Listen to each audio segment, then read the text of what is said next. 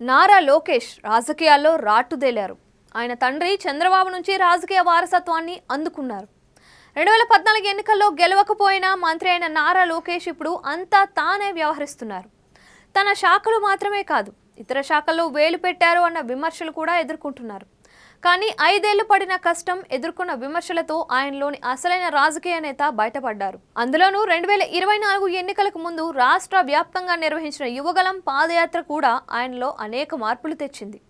ఎవరు తమ వాళ్ళు, ఎవరు కాదు అన్నది నారా లోకేష్ స్పష్టంగా తెలుసుకోగలిగారు.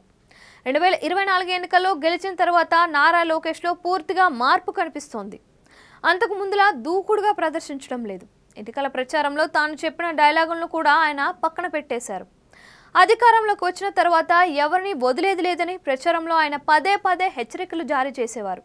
రెడ్ బుక్లో అధికారులు, ప్రజాప్రతినిధులు పేర్లున్నాయని, అధికారంలోకి రాగానే వారిపై చట్టపరమైన చర్యలు తీసుకుంటానని, తాను చంద్రబాబులాగా మెతక వైఖరితో వ్యవహరించను అని, టీడీపీ కార్యకర్తలను ఇబ్బంది పెట్టిన వారిని ఎవరిని వదిలిపెట్టలేదు అంటూ నారా లోకేష్ వార్నింగుల మీద వార్నింగులు ఎన్నికల ప్రచారంలో ఇచ్చారు. అయితే అధికారంలోకి వచ్చిన తర్వాత నారా లోకేష్ పూర్తిగా తన వైఖరిని మార్చుకున్నట్లు కనిపిస్తుంది. ప్రతిరోజు ఉదయం ప్రజా దర్బార్ నిర్వహించడంతో పాటు ప్రజల సమస్యలను స్వయంగా అడిగి తెలుసుకుంటున్నారు. వారి సమస్యలను పరిష్కరించాలని వెంటనే సంబంధిత అధికారులకు పంపుతున్నారు.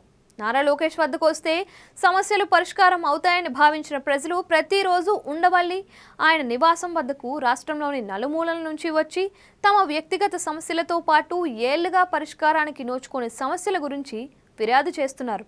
వినతులు కూడా అందిస్తున్నారు. కానీ నారా లోకేష్ మాత్రం గత ప్రభుత్వంలో కార్యకర్తలపై మోపిన కేసులు, వారిని వేధించిన వైనాన్ని మాత్రం వదలటం లేదు. ఆయన స్వయంగా తాను పాదయాత్రలో గమనించిన అంశాలపై పోలీసు ఉన్నతాధికారులకు సమాచారం అందిస్తున్నారని చెబుతున్నారు. ఎవరికీ ఈ విషయం కనపడదు. అలాగే తాను కార్యకర్తలకు ఇచ్చిన మాటకు కట్టుబడి ఉన్నట్లు పార్టీలో బలమైన సంకేతాలను నారా లోకేష్ పంపగలుగుతున్నారు. ఇక అధికారంలోకి రాగానే టీడీపీలోకి రావాలనుకుంటున్న నేతలకు కూడా చెక్ పెడతాను అంటున్నారు.